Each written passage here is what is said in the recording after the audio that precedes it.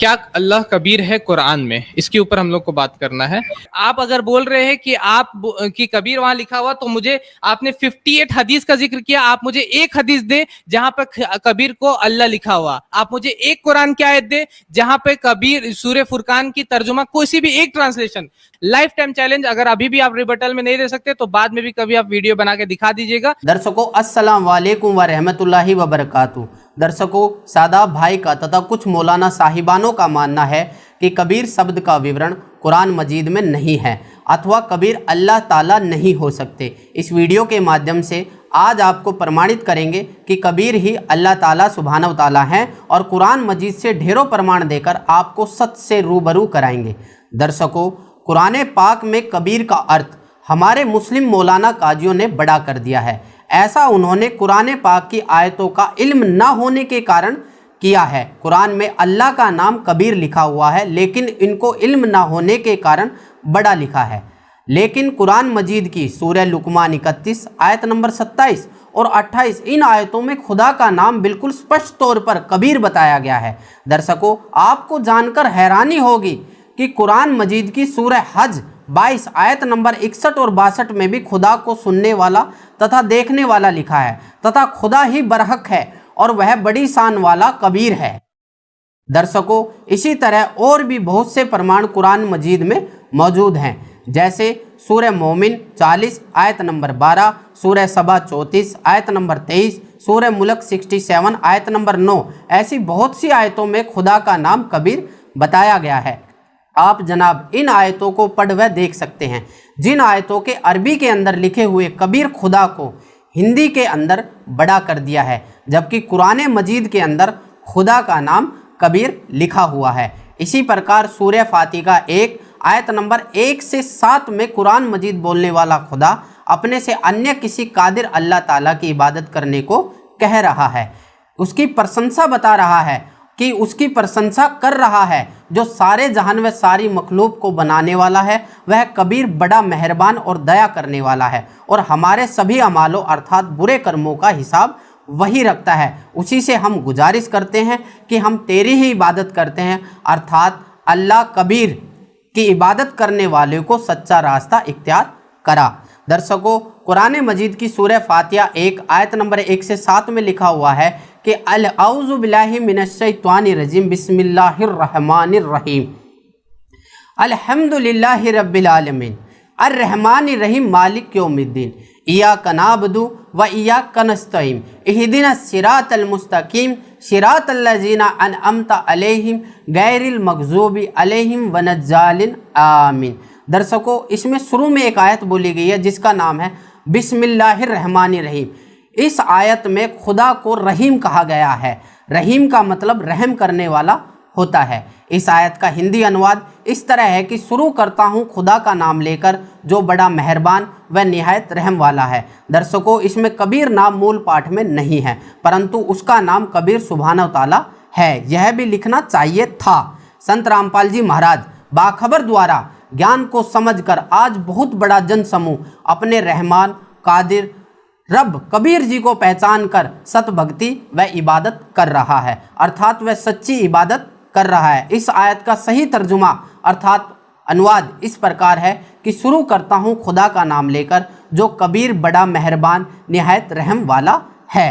वह खुदा कबीर है जो सभी चीज़ों का जानकार है, जिसमें ये सभी गुण विद्यमान है जो उपरोक्त आयतों में आपके सामने बताया गया है। उसी प्रकार वेदों में भी उस परमेश्वर व खुदा का नाम कबीर बताया गया है। दर्शकों, वेदों में प्रमाण है यजुर्वेद अध्याय नंबर 5 मंत्रा नंबर 32, यजुर्वेद अध्याय नंबर 29 मंत्रा नंबर 25, यजुर्वेद अध्याय नंबर 40 मंत्रा नंबर 8 और उसी प्रकार ऋग्वेद मंडल नंबर 1 सूक्त नंबर 1 मंत्रा नंबर 5, ऋग्वेद मंडल नंबर 9 सूक्त नंबर 20 मंत्रा नंबर 1 और ऋग्वेद मंडल नंबर 9 सूक्त नंबर 82 मंत्रा नंबर 2 में भी कादिर खुदा का नाम कबीर बताया गया है।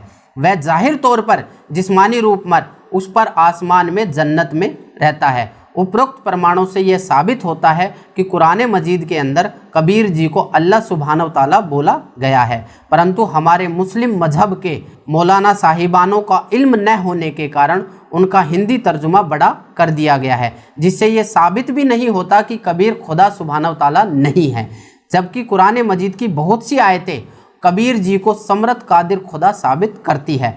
दोस्तों, अधिक जानकारी के लिए हमारे मुर्शिद बाखबर सदगुरु रामपाल जी महाराज द्वारा लिखित पुस्तक मुसलमान नहीं समझे ज्ञान कुरान को पढ़ने से आपको स्वयं ही जानकारी हो जाएगी कि कबीर ही समर्थ कादिर खुदा हैं। दर्शकों, संत रामपाल जी महाराज द्वारा दिए गए ज्ञान के समुद्र से सिर्फ अंश मात्र आपके सामने रख पाया हूँ। बाखबर सदगुरु रामपाल जी महाराज का ये सत्संग आपको सत्य से रूबरू कराएगा। सुनिए। अब आप जी को दिखाते हैं पवित्र कुरान शरीफ में। आप किसी भी मुसलमान धर्म के श्रद्धालु से पूछिएगा कि अल्लाह कैसा है, वो कहते अल्लाह तो बेचून है। बेचून में निराकार है। अब कबीर साहब कहते हैं खोजत खोजत था किया अंत कहा बेचून, कि जिस तरीके से ये परमात्मा को खोज रहे हैं वैसे वो मिल नहीं सकता, और खोजते खोजते थक गए तो अंत में कह दिया वो निराकार है, दिखाई देता नहीं। और उसी लोकवेद को सभी समाज में प्रवेश कर दिया। अब देखिए पवित्र कुरान शरीफ में परमात्मा साकार है, मनुष्य सदृश है, और पवित्र कुरान शरीफ का जो ज्ञान देने वाला अल्लाह है, जिस अल्लाह ने पवित्र कुरान शरीफ का ज्ञान दिया वो मुसलमान धर्म का फाइनल गॉड है। अब वो अंतिम भगवान है कि वो पूर्ण परमात्मा मानते हैं कि वो ही समर्थ शक्ति है, जिसने कुरान शरीफ का ज्ञान हजरत मोहम्मद जी को दिया। अब दिखाएंगे कि वो ही कुरान शरीफ के ज्ञान देने वाला अल्लाह कहता है कि और एक सुप्रीम गॉड है, और उसका ज्ञान मैं भी नहीं रखता। यानी कुरान शरीफ के ज्ञान देने वाला अल्लाह भी उस पूर्ण परमात्मा के ज्ञान से अपरिचित है। उसके लिए ऑप्शन छोड़ दिया है कि किसी बाखबर से पूछो। इसी प्रकार पवित्र श्रीमद् भगवत गीता अध्याय नंबर 4 के श्लोक नंबर 34 में कहा है, गीता ज्ञान देने वाला अल्लाह भी वही है और कुरान शरीफ का ज्ञान देने वाला अल्लाह भी वही है।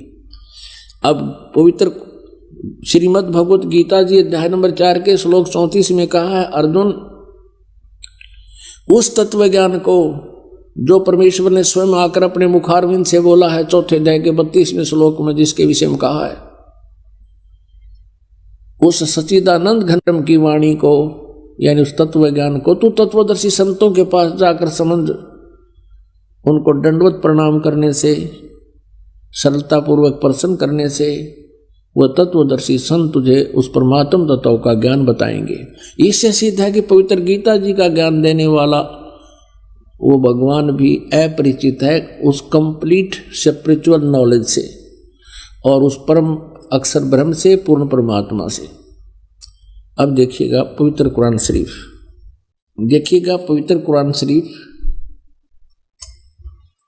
इसके विषय में लिखा है कि यह वह इलामी किताब है जिसमें कोई संदेह की गुंजाइश नहीं। भाव ये है कहने का कि इसमें जो लिखा है हमें पूर्ण रूप से मान्य है। अब इसमें मुतरजम यानी शास्त्रीय अरबी पद्धति पर नागरी लिपि में रूपांतरकार हैं नंद कुमार अवस्थी, शेरवानी संस्करण।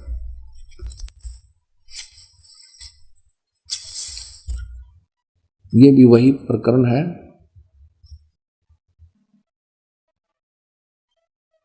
प्रकाशक है लखनऊ किताब घर, मौसम बाग, सीतापुर रोड, लखनऊ।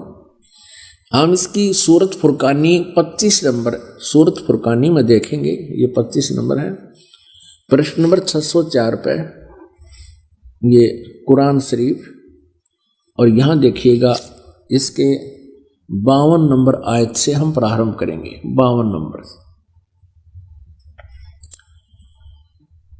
फला तुतियल काफिरन व जाहिदुम बिही जिहादन कबीरन।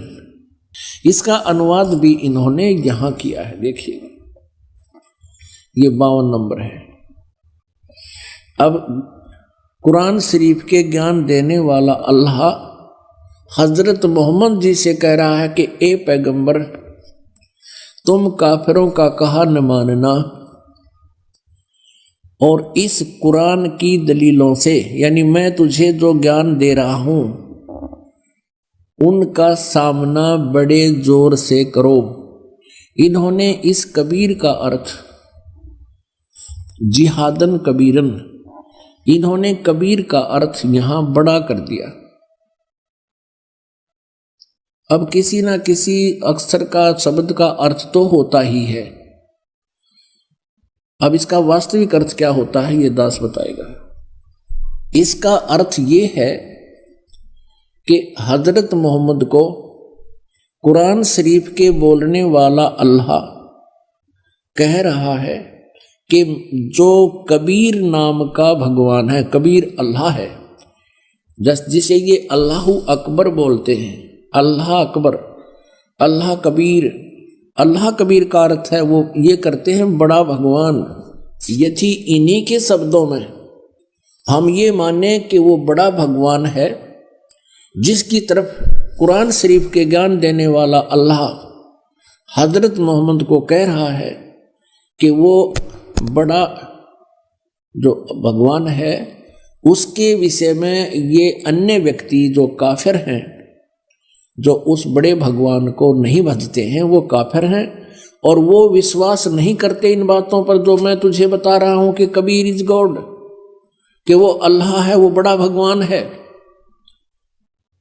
तो तू उनकी बातों में मत आना और मेरे द्वारा दिए गए इस कुरान शरीफ के ज्ञान पर विश्वास रखना और उनकी बात नहीं मानना। इसके लिए तू संघर्ष करना, कबीर के लिए संघर्ष करना। जिहादन कबीरन, इस कबीर भगवान के लिए, कबीर अल्लाह, वो कबीर अल्लाह है, वो कबीर परमात्मा है, सारी सृष्टि का रचनहार है। तू मेरी बातों पे विश्वास कर। और ये काफिर नहीं मानते उस कबीर को, उस भगवान को, उस समर्थ शक्ति को। तू उनकी बातों में मत आना और मेरे द्वारा दिए गए कुरान शरीफ के इन दलीलों पर विश्वास करना और इनके साथ संघर्ष करना। लड़ना नहीं, जिहाद का अर्थ कोई लठ बजाना नहीं, संघर्ष करना। ये चाहे तुझे तंग करें या दुखी करें, लेकिन तू इनकी बातों को मत मानना। इतनी सी बात है। अब यहां पर जो कबीर शब्द है, इसमें कबीरन शब्द है, तो दूसरी कुरान मजीद है, पवित्र मजीद है, वो दिखाते हैं। ये पवित्र कुरान मजीद और कुरान शरीफ के और नाम का अंतर है, जो के तो अक्सर हैं, मतलब लाइन पंक्ति का भी अंतर नहीं है, फिर भी इससे बहुत कुछ कंसेप्ट क्लियर होगा। देखिएगा, यह है पवित्र कुरान मजीद, प्रकाशक हैं आसिफ बुक डिपो, 422 मटिया महल, जामा मस्जिद, दिल्ली 6। कुरान मजीद हिंदी मुतरजम मा अरबी मतन, तर्जुमा मौलाना फतेह मोहम्मद खान साहिब जालंधरी, तसही मौलाना अब्दुल मजीद सरवर साहिब, प्रकाशक है Farid book depot private limited, नई दिल्ली। यह है सूरत फुरकानी, जो की त्यों, सूरत फुरकानी 25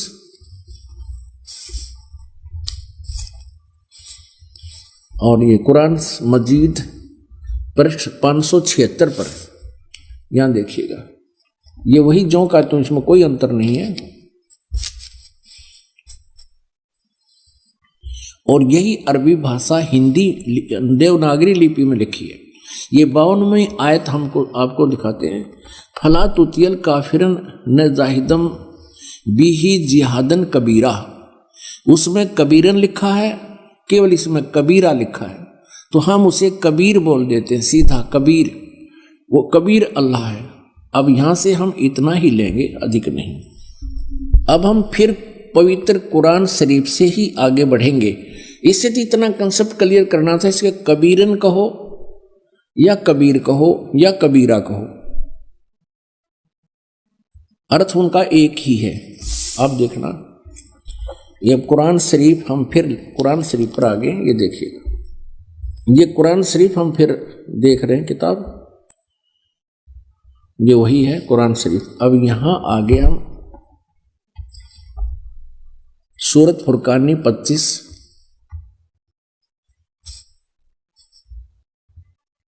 पृष्ठ नंबर 604 पे, और ये वही है नीचे 52वीं आयत। इसमें कबीरन लिखा है, उसमें कबीरा लिखा है स्पष्ट। फला तुतियल काफिरन व जाहिदुम बिही जिहादन कबीरन, ये 52 नंबर आयत है। इसका अनुवाद बहुत अच्छा किया इन्होंने। एक पैगंबर तू काफिरों का कहा न मानना, और इस कुरान की दलीलों से, यानी मैं जो तुझे ज्ञान दे रहा हूं, उनका सामना बड़े जोर से करो। अब इसका अर्थ यह है कि वो कबीर नामक परमात्मा है, और ये काफिर नहीं मानते इस कबीर इज गॉड, और तो भी उनकी बात मत मानना, संघर्ष करना इसके लिए। और ये अब देखना 53, 54, 55, 56, 57, 58, 59 आयत में कितना क्लियर किया है, ये देखिएगा। ये 607 पृष्ठ पे है। हमने 52 नंबर आयत पढ़ ली है, अब 53 पढ़ेंगे। और वही है वो कबीर नामक अल्लाह, वही है जिसने 2 दरियाओं को मिला चलाया, एक का पानी मीठा प्यास बुझाने वाला और एक का खारी कड़वा, और दोनों के एक आड़ और मजबूत रोक बना दी। अब 54 पढ़ेंगे, ये 53 पूरी होगी। और वही है जिसने पानी की बूंद से आदमी को पैदा किया, फिर उसको साहिबे नसब यानी किसी का बेटा या बेटी, और ससुराल वाला यानी किसी का दामाद बहू बनाया। और तुम्हारा परवरदिगार, यानी देखो स्पष्ट कर रहा है, कुरान शरीफ के ज्ञान देने वाला अल्लाह हजरत मोहम्मद को कह रहा है कि वह तुम्हारा परवरदिगार हर चीज के करने में शक्तिमान है, सतगुर जो चाहे सो कर ही, 14 कोट दूत जमडर ही। और काफिर अल्लाह के सिवा ऐसों को पूजते हैं जो न उनको नफा पहुंचा सकते हैं और न उनको नुकसान, यानी अन्य देवताओं को पूजते हैं, वो उनको ना लाभ दे सकते ना हानि दे सकते, वो काफिर हैं। और काफिर तो अपने परवरदिगार से पीठ दिए हुए हैं, मुंह मोड़े हैं। अब 55 पढ़ ली, अब 56। ए पैगंबर, हमने तुमको खुशखबरी सुनाने और सिर्फ अजाब से डराने के लिए भेजा है।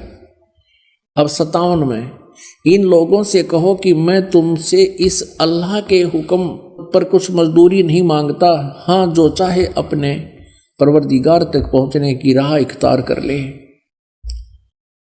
अब 58 नंबर आयत में, ए पैगंबर, उस जिंदा चैतन्य पर, चैतन्य अर्थ कर दिया, उस जिंदा पर भरोसा रखो, क्योंकि कबीर परमेश्वर जी हजरत मोहम्मद जी को जिंदा महात्मा के रूप में मिले थे। उस जिंदा पर भरोसा रखो जो कभी मरने वाला नहीं है, वो अविनाशी है, और तारीफ के साथ उसकी पाकी यानी पवित्रता बयान करते रहो, उसकी महिमा का गुणगान करते रहो, और अपने बंदों के गुनाहों से वह काफी खबरदार है। अब देखो, इन्होंने ये 58 नंबर आयत है, यहां देखिएगा, इन्होंने ये खबीरा लिख दिया, खबीरा। इसको कबीरा कहो, खबीरा कहो, अकबर कहो, एक ही अर्थ बनता है। इसमें लिखा है कि वो कबीर नामक परमात्मा इबादत ही कबीरा है। इबादत माने पूजा, इबादत ही माने पूजा के योग्य, वो कबीरा है, वो कबीर नामक परमात्मा। इसको खबीर कहो, कबीर कहो। इबादत ही माने इबादत माने पूजा, इबादत ही माने पूजा के योग्य, वो कबीर परमात्मा है। ये 58 नंबर आयत है। आगे देखो, इसका इन्होंने अर्थ जो किया वो पढ़ेंगे कि ए पैगंबर, उस जिंदा पर भरोसा रखो जो जिंदा महात्मा के रूप में तुम्हें मिला था, रखो, जो कभी मरने वाला नहीं है, वो वास्तव में अविनाशी है, और तारीफ के साथ उसकी पाकी बयान करते रहो, और अपने बंदों के गुनाहों से यानी अपने भक्तों के पाप का वो नाश कर देता है। यहाँ इन्होंने इस कबीर का अर्थ काफी कर दिया। काफी, बड़ा कहो, बहुत कहो, घना कहो, बड़ा कहो, खबरदार है यानी जानता है, वो नाश कर देता है। और इस 59 में 59 में तो कमाल कर दिया।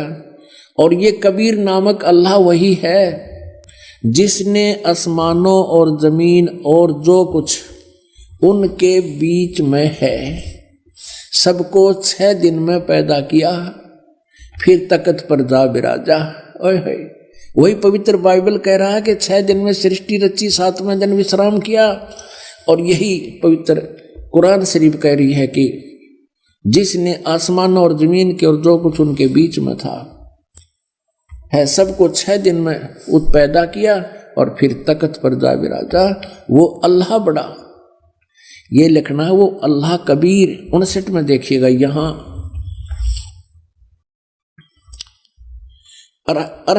अरहमानु असल फसल बीही यु खबीरन। अब इस खबीरन का अर्थ भी उन्होंने बड़ा कर दिया। वो अल्लाह बड़ा, वो अल्लाह कबीर, यहां लिखना चाहिए वो अल्लाह कबीर है। ये देखिए, हम यहां आते हैं 59 पे। जिसने आसमान और जमीन और जो कुछ भी उनके बीच में है सबको 6 दिन में पैदा किया, फिर तख्त पर जा बिराजा। वो अल्लाह कबीर, अल्लाह कबीर लिखना था, वो अल्लाह कबीर है। वो इन्होंने अल्लाह बड़ा कर दिया, वो अल्लाह अकबर है। ये कहते हैं वो अल्लाह अकबर है, वो कबीर बड़ा है। रहमान है, दयालु है। तो उसकी खबर अब यहां स्पष्ट हो गया। पवित्र कुरान शरीफ के ज्ञान देने वाला अल्लाह, जो मुसलमान धर्म जिसको अपना अल्लाह मानते हैं, और पैगंबर हजरत मोहम्मद भी उसको अपना अल्लाह मानते हैं, वो कह रहे हैं कि उस कबीर नामक परमात्मा का जिसने 6 दिन में सृष्टि की, तख्त पर जा बिराजा, तो उसकी खबर किसी बाखबर तत्वदर्शी संत से, इल्म वाले से पूछ देखो। पवित्र कुरान शरीफ का ज्ञान दाता अल्लाह भी उस परमात्मा के ज्ञान से अपरिचित है। इति सिद्धम, या उस तरीके से बयानुल कुरान, बहुत सारे यहाँ पर ट्रांसलेशन है जो ये बोल रहे हैं कि बाखबर जो है वो मोहम्मद सल्लल्लाहु अलैहि वसल्लम है। और बाखबर कौन होता है? बाखबर का मतलब अगर आप बोलिए कि कोई ऐसा शख्स जो अरबी भी नहीं जानता वो बाखबर है, तो हमारे नजदीक ये कैसे हो सकता है? क्योंकि बाखबर को कम से कम कुरान का खबर होना चाहिए कि कुरान में लिखा हुआ लैसा कमिस्लिही शैअन, उसकी मिसाल की कोई भी चीज नहीं है। बाखबर को ये पता रहना चाहिए कि कुरान में लिखा हुआ वलम यकुल लहू कुफुवन अहद, उसकी जैसी कोई भी चीज नहीं है। बाखबर को ये भी पता रहना चाहिए कि बाइबल में भी लिखा हुआ है, gospel of John chapter number 1 verse number 18 में, कि no man had seen God at any time, कि किसी ने भी भगवान को, गॉड को देखा नहीं कभी भी। उसी तरीके से श्वेताश्वतर उपनिषद चैप्टर नंबर 4 वर्स नंबर 20 में लिखा हुआ है कि उसको किसी आंखों ने नहीं देखा है, ना समरदस्ते तिष्ठति रूपमस्या, उसको किसी आंखों ने नहीं देखा है। दर्शकों अस्सलाम वालेकुम व रहमतुल्लाहि व बरकातहू। दर्शकों, हमारे अजीज मित्र सादाब भाई जी का मानना है कि हमारे सदगुरु रामपाल जी महाराज बाखबर नहीं है। उनका मानना है कि बाखबर वह होता है जिसको सभी भाषाओं की जानकारी होती है। उनका कहना है कि संत रामपाल जी महाराज को अरबी भाषा का ज्ञान नहीं है। जनाब सादाब भाई, यदि बाखबर की परिभाषा यह है तो आपकी याददाश्त को थोड़ा दुरुस्त कीजिए। आपको पता चलेगा कि मोहम्मद साहब को तो अक्षर ज्ञान ही नहीं था। तो मुस्लिम मजहब के धर्मगुरु मौलाना साहिबान सादाब भाई को इस वीडियो के माध्यम से हम बताना चाहते हैं कि बाखबर को सभी भाषाओं की जानकारी की आवश्यकता नहीं होती। वह बाखबर सभी भाषाओं के भावार्थ यानी भाव को समझते हैं। उस बाखबर को अक्षर ज्ञान यानी किताबी ज्ञान की आवश्यकता नहीं पड़ती। बाखबर के पास सभी धर्म ग्रंथों की जानकारी पहले से ही मौजूद होती है, क्योंकि सभी धर्म की किताबों का ज्ञान स्वयं बाखबर के रूप में आए हुए कबीर सुभान ताला ही देते हैं, और वह बाखबर ही स्वयं ही अल्लाह अकबर होता है। दर्शकों, यदि बाखबर नाम की कोई किताब होती तो कुरान मजीद बोलने वाला खुदा हजरत मोहम्मद सल्लल्लाहु अलैहि वसल्लम को यह बताने में कतई नहीं चूकते कि उस बाखबर के लिए उस फला किताब को पढ़ लो। कुरान मजीद को बोलने वाले खुदा ने सबसे पहले हजरत मूसा जी को अपना ज्ञान सुनाया। दर्शकों, जब कुरान पाक बोली जा रही थी तो कुरान पाक बोलने वाले अल्लाह यह बताने में नहीं चूकते कि जिस समर्थ अल्लाह ताला ने आसमान और जमीन जो कुछ इसके दरमियान में है सबको 6 दिन में बनाकर 7वें दिन तख्त पर जा विराजा, उस अल्लाह ताला की खबर किसी बाखबर से पूछ कर देखो। दर्शकों, यदि उस समर्थ खुदा की जानकारी किसी भी आयत में होती तो कुरान मजीद बोलने वाला खुदा मोहम्मद सल्लल्लाहु अलैहि वसल्लम को उस आयत का प्रमाण देते हुए कहते कि उस समर्थ कबीर अल्लाह ताला की जानकारी उस किताब की फला आयत में है। दर्शकों, जबकि कुरान मजीद बोलने वाला खुदा तो स्वयं मोहम्मद जी को कह रहे हैं कि जिसने आसमान और जमीन जो कुछ इसके दरमियान है सबको 6 दिन में बनाया और 7वें दिन तख्त पर जा विराजा, उसकी जानकारी किसी बाखबर अर्थात इल्म वाले से पूछो। दर्शकों, यदि मोहम्मद साहब वह बाखबर होते तो यह कहने की जरूरत नहीं थी कि उस अल्लाह ताला की खबर किसी बाखबर से पूछकर देखो।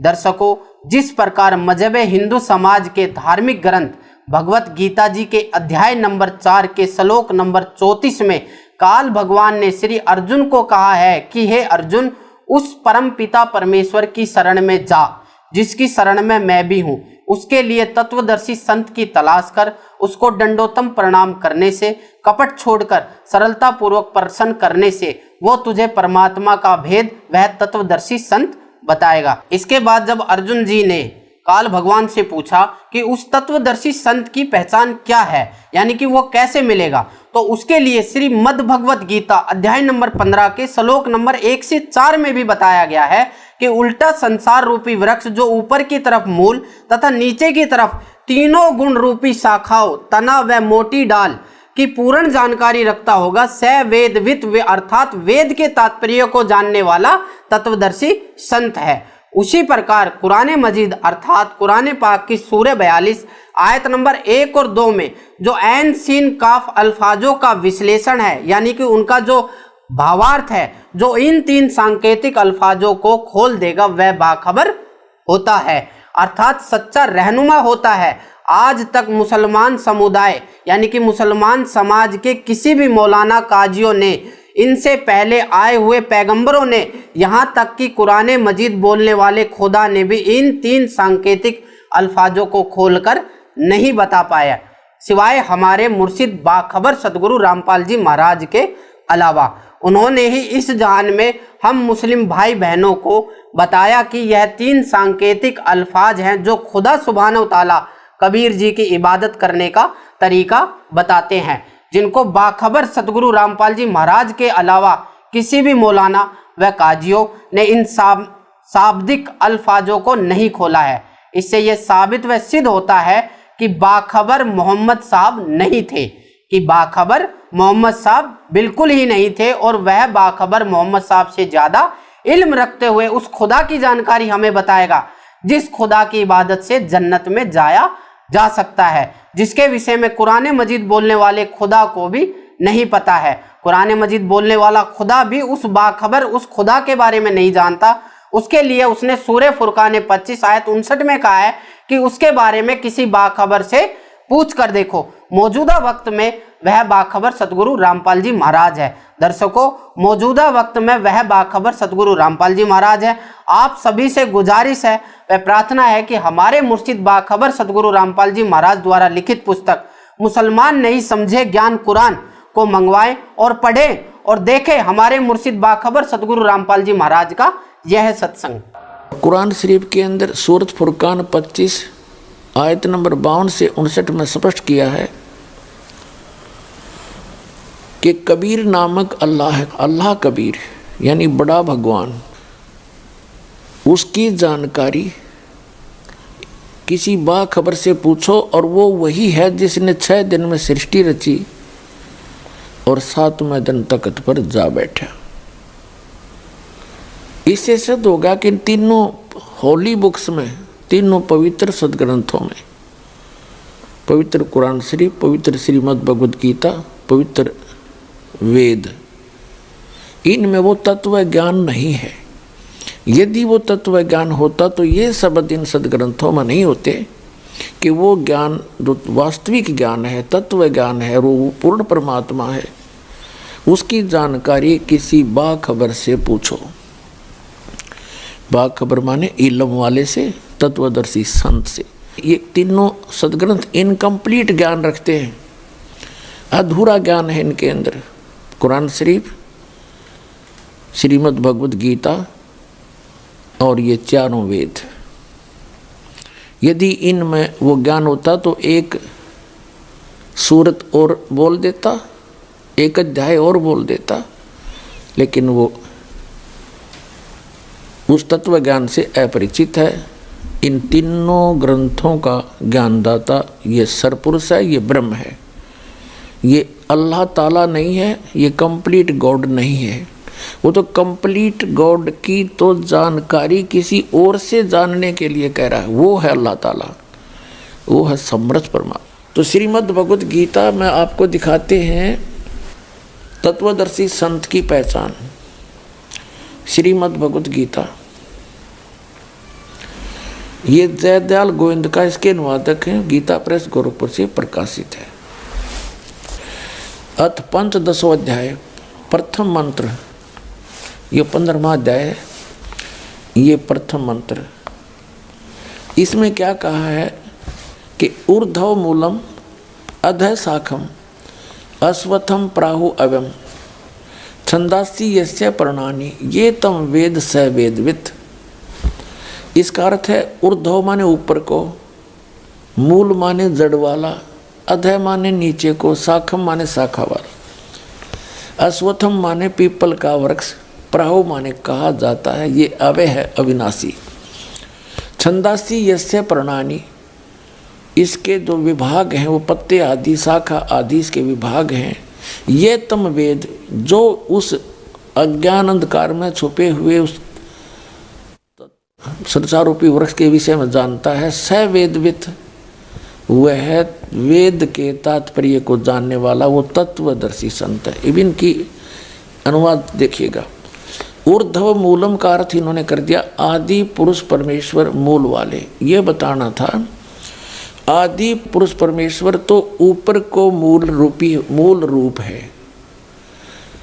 यो ऊर्ध्व माने ऊपर, अधः माने नीचे होती है। इन्होंने यहाँ गलत कर दिया, ब्रह्मा रूप मुख्य शाखा वाले, जिसे ये गलत कर दिया इन्होंने।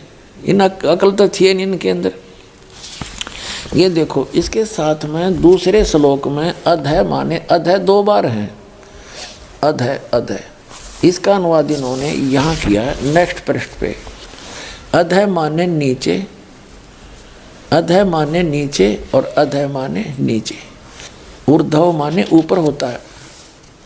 अब यहाँ देखें ना, अब फिर आगे मंत्र नंबर 1 पे 15वें अध्याय का मंत्र नंबर 1। ऊर्ध्व मूलम अधः शाखम। ये कहना था कि ऊपर को जड़, मूल माने जड़, ऊपर को जड़ वादी पुरुष परमेश्वर समझो, और अधः शाखम ये नीचे को शाखा वाला। ये संसार रूपी पीपल के वृक्ष को अविनाशी कहते हैं। वेद ये छंद कह दिया, वेद नहीं, ये जो नीचे शाखा और पत्ते रूपी जो विभाग हैं, छंद माने विभाग, उसके खंड जिसके पत्ते हैं कहे गए हैं, उस संसार रूप वृक्ष को जो पुरुष मूल सहित जानता है, जड़ से लेकर पत्तों तक बता देगा। वेद माने जानता है, स वेदवित्, स माने वह है, वेदवित् माने वेद के तात्पर्य को जानने वाला है। अर्थात वो तत्वदर्शी संत है जो ऊपर को जड़ वाला और नीचे को शाखा वाले, इस उल्टे लटके संसार रूपी वृक्ष के जो सभी विभाग बता देगा। स वेदवित्, वो तत्वदर्शी संत है। अब वो स्वयं परमात्मा आते हैं ऋग्वेद मंडल नंबर 9 सूक्त नंबर 86 मंत्र 26 और 27 में। ऋग्वेद मंडल नंबर 9 सूक्त 82 मंत्र 1, 2, 3 में। ऋग्वेद मंडल नंबर 9 सूक्त 54 मंत्र 3 में। ऋग्वेद मंडल नंबर 9 सूक्त 96 के मंत्र नंबर 16 से लेकर 20 में। ऋग्वेद मंडल नंबर 9 सूक्त 94 के मंत्र नंबर 1 में, ऋग्वेद मंडल नंबर 9 सूक्त 95 के मंत्र नंबर 2 में, ऋग्वेद मंडल नंबर 9 सूक्त 20 मंत्र 1 में, ऋग्वेद मंडल नंबर 9 सूक्त नंबर 1 मंत्र नंबर 8 और 9 में, और भी अनेक स्थानों पर ये प्रमाणित किया गया है कि वो सच्चिदानंद घन ब्रह्म यानी पूर्ण परमात्मा अल्लाहु अकबर वो ऊपर के लोक में रहता है, सब भुवनों के ऊपर, सब ब्रह्मांडों के ऊपरी अरस कुरस पर अलह तकत है, सबसे ऊपर के लोक में रहता है। और वहाँ मनुष्य दृश्य है, मनुष्य जैसा उसका आकार है, और वहाँ से गति करके आता है, वहाँ से चलकर आता है, सशरीर आता है मनुष्य दृश्य, और यहाँ आकर के अपने यथार्थ ज्ञान को पुण्यात्माओं तक पहुँचाता है, उनको सुनाता है। तो उस अल्लाहु अकबर ने, उस बड़े भगवान ने, उस कादिर मालिक ने, उस परम अक्षर ब्रह्म ने अपने द्वारा रची हुई सृष्टि का ज्ञान स्वयं ही आकर बताना पड़ा, और तो जान कैसे सकते। तो उन्होंने कहा है अक्षर पुरुष एक पेड़ है, और सरपुरुष वा की डार, और तीनों देवा शाखा हैं ये पात रूप संसार। अब वो ज्ञान इस दास को दिया परमात्मा ने, क्योंकि उनका आदेश था। जब वो मालिक आए थे, सशरीर आए थे, सशरीर चले गए थे, ना उनका जन्म हुआ और न उनकी मृत्यु हुई, सशरीर आए थे, सशरीर गए थे। वो कौन? काशी के अंदर वो अल्लाहु अकबर, वो धानक जुल्हा रूप में वो परमात्मा स्वयं वहाँ रहे, अपनी जानकारी आप ही दी, यथार्थ ज्ञान भी आप ही बोला, जो सच्चिदानंद घन ब्रह्म की वाणी में लिपिबद्ध किया गया। और जिन महापुरुषों को परमात्मा ऊपर लेकर गए, फिर उनको वापस छोड़ा। उन्होंने भी वही ज्ञान एज इट इज मालिक का दिया हुआ अपनी अमृत वाणी में बोला। तो इससे क्या स्पष्ट हुआ कि ऊपर को जड़ वाला, ऊपर को जड़ मूल मालिक है, और नीचे को तीनों गुण रूपी शाखा वाला, ये उल्टा लटका हुआ संसार रूपी वृक्ष है।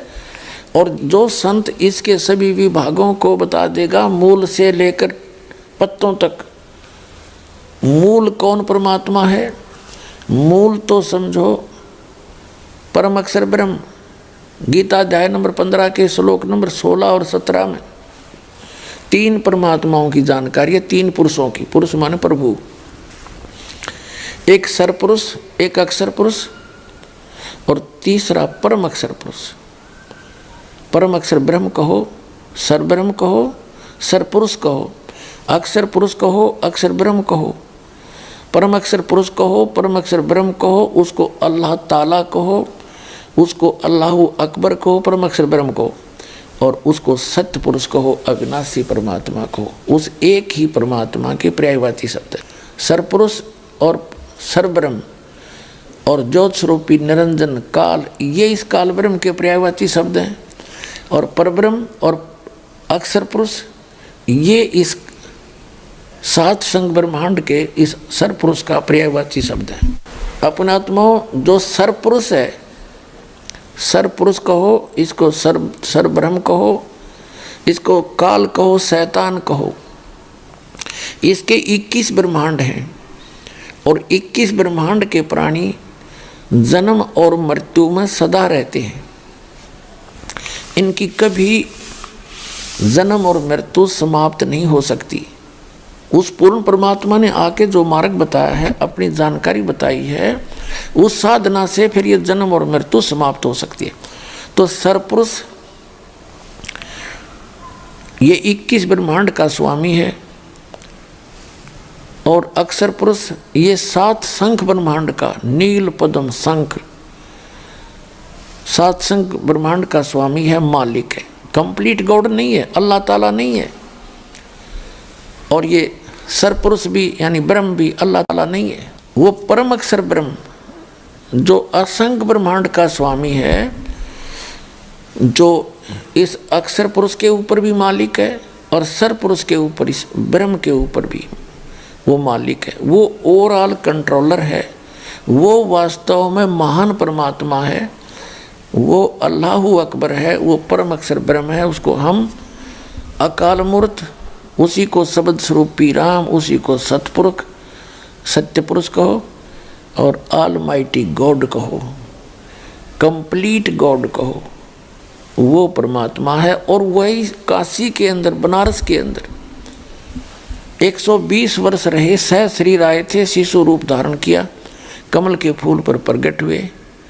वहाँ से नीरू नीमा नाम के दुल्हा दंपति निसंतान थे, वो उठा ले गए। और फिर धीरे धीरे बड़े हुए, अपना यथार्थ ज्ञान प्रचार किया, अपने मुख कमल से बोला वो यथार्थ ज्ञान उनके मुख कमल से उच्चरित वाणी सच्चिदानंद घन ब्रह्म की वाणी में लिपिबद्ध किया गया धर्मदास जी द्वारा। और वो ज्ञान आज इस दास के पास उपलब्ध है। उसके भी अतिरिक्त कबीर सागर में, कबीर वाणी में सच्चिदानंद घन ब्रह्म ने कहा है कि इस काल को धोखा देने के लिए मैंने बहुत सा ज्ञान दिया, लेकिन वो मूल ज्ञान है उसको अभी गुप्त रखा था, तो वो मूल ज्ञान इस दास को दिया दाता ने। कबीर साहब कहते हैं कि 33 अरब ज्ञान हम बाखा और मूल ज्ञान हमने गुप्त ही रखा। और धर्मदास जी से कहा था, मूल ज्ञान तुम तब तक छुपाई जब तक 12 पंथ ना मिट जाए। तो वो मूल ज्ञान परमात्मा ने जो 33 अरब वाणी बोलकर भी गुप्त रखा था, वो इस दास को दिया। तो वो कंप्लीट स्पिरिचुअल नॉलेज इस दास को कबीर भगवान ने प्रदान किया। क्योंकि पहले जो भी ज्ञान मालिक ने दिया उन महापुरुषों को, तो उन्होंने उनको वाणी के माध्यम से, लोकोक्तियों के माध्यम से, शब्दावली के माध्यम से बोला। और वो ऐसे गूढ़ शब्दों में बोला गया कि आम आदमी उसको समझ नहीं सका। तो वो भेद, वो रहस्य छुपा रहा। अब इस दास पे कृपा करी, उन सदग्रंथों के उन गूढ़ रहस्यों को, जैसे वेदों के मंत्र, गीता जी के श्लोक और कुरान शरीफ की आयत, इस दास के अतिरिक्त ना तो मुसलमानों की समझ में आई, ना हिंदू सनातन धर्म के व्यक्तियों के समझ में आई, आचार्य और शंकराचार्य और मंडलेश्वर गुरुओं के नहीं समझ में आई, और ना ही कुरान शरीफ के आयत इन मुल्ला और काजियों के समझ में आई। इस दास पर दया करी। इस दास ने सब ग्रंथों को ठीक से समझा और जाना, आपके रूबरू किया। अब ये उल्टा लटका हुआ संसार रूपी वृक्ष, इसकी जो डिटेल है 15वें अध्याय के श्रीमद् भगवत गीता के अध्याय नंबर 15 श्लोक नंबर 16 और 17 में कंसेप्ट क्लियर हो जाएगा। देखिएगा, श्रीमद् भगवत गीता और ये श्लोक नंबर 16 और अध्याय नंबर ये 15। इसका अनुवाद यहाँ किया है कि वैसे ये श्लोक यहाँ से देखिए, संस्कृत अच्छी तरह समझ में आएगी। दिवौ इमौ पुरुषौ लोके, इस लोक में 2 पुरुष हैं, 2 परमात्मा हैं, एक सरपुरुष एक अक्षर पुरुष। इस पुरुष को हम यहाँ दोनों जगह लगा देंगे, सरपुरुष और अक्षर पुरुष। और इसी प्रकार नासवान, सर का अर्थ होता नासवान, अक्षर होता विनाशी। सर्वाणी भूतानि कटुष्ट अक्षर उच्यते। इसका अर्थ ये बनता है कि इस लोक में, मिट्टी वाले पृथ्वी वाले लोक में, जो नासवान स्थिति के लोक हैं अक्षर पुरुष और सरपुरुष के, इसमें 2 पुरुष हैं इस लोक में, सरपुरुष और अक्षर पुरुष। और इसी प्रकार इनके अंतर्गत जितने भी प्राणी हैं, भूतानी माने प्राणी, वो तो नासवान है। और जीवात्मा किसी की मरती है नहीं, ये तो अंडरस्टूड, अगर देखी भी ना मरती। यहाँ अनुवाद किया इन्होंने, देखिएगा। इस संसार में सर माने नासवान और अक्षर माने अविनाशी भी 2 प्रकार के पुरुष माने परमात्मा कहे हैं, 2 परमात्मा पुरुष कहे हैं। और संपूर्ण प्राणियों के शरीर तो नासवान है और जीवात्मा को अविनाशी कहा जाता। फिर यहाँ कहा कि उत्तम पुरुष है तू अन्य, उत्तम पुरुष है तू अन्य परमात्मा इति उदाहरते। उत्तम पुरुष तो इन दोनों से अन्य है, सरपुरुष से और अक्षर पुरुष से। उत्तम पुरुष है तू अन्य परमात्मा इति उदाहरते। ये लोग तरम जो तीनों लोकों में प्रवेश करके अविश्य विभर्ति अवैश्वर्य, जो तीनों लोकों में प्रवेश करके सबका धारण पोषण करता है, वो है अविनाशी परमात्मा। वास्तव में अपने आत्माओं, जैसे ये सरपुरुष है, ये तो सीधा ही अंडरस्टूड है, नाशवान है। और अक्षर पुरुष, इसको अविनाशी क्यों कहा? अविनाशी पुरुष तो इसका मतलब नाश नहीं होना चाहिए इसका, लेकिन इसको डिफाइन करने के लिए, इसको डिफीड करने के लिए, इसको फेल करने के लिए आगे कहा है कि उत्तम पुरुष है तू अन्य। इन दोनों से और है पुरुषोत्तम, यानी श्रेष्ठ भगवान, और जिसको परमात्मा कहा जाता है, वही तीनों लोकों में प्रवेश करके सबका धारण पोषण करता है, वो है अविनाशी परमात्मा। अब जैसे ये देखिएगा, उल्टा लटका हुआ संसार रूपी वृक्ष, ये तो है परम अक्षर पुरुष। उत्तम पुरुष है तो अन्य, वो ये है उत्तम पुरुष तो अन्य। और इसके तीन लोक हैं, जैसे ये तो गुप्त हैं, ऊपर के लोक हैं, और ये अक्षर पुरुष के, ये सरपुरुष का लोक है, और इसी के फिर आगे इस सरपुरुष का ये व्यवस्था है। तो ये अक्षर पुरुष है, ये सरपुरुष है, और ये तीनों गुण रूपी शाखा हैं। ये तो बहुत नीच आगे चल के भगवान हैं, स्वामी हैं। अब ये यहाँ से पौधे को, यानी पेड़ को खुराक, आहार, पालन पोषण कहाँ से होता है? मूल से होता है, जड़ों से होता है। तो जड़ रूपी वो परम अक्षर ब्रह्म है, वो तो उत्तम पुरुष है, तो अन्य ये है वो परमात्मा। ऊर्ध्व मूलम अधः शाखम, नीचे को शाखा वाला, ये संसार रूपी वृक्ष है। अब गीता ज्ञान दाता ने और बताया को नहीं, ऊपर न जड़ नीचे न तीनों और शाखा हैं। अब परमात्मा ने बताया कि अक्षर पुरुष एक पेड़ है, ये अक्षर पुरुष तना है, और सरपुरुष वाकी डार, और तीनों देवा शाखा हैं, ये पात रूप संसार। लेकिन ये गुप्त है, ये दास बताने के लिए भेजा है कि ये कौन है। परमात्मा को तो पता ही था, लेकिन स्वयं अपने आप को कहे तो नहीं जच्चा हो, तो इसके लिए एक मीडिएटर की ज़रूरत पड़ती है। ये दास मीडिएटर बना है आप और भगवान के बीच में, आपको परमात्मा समझाने के लिए।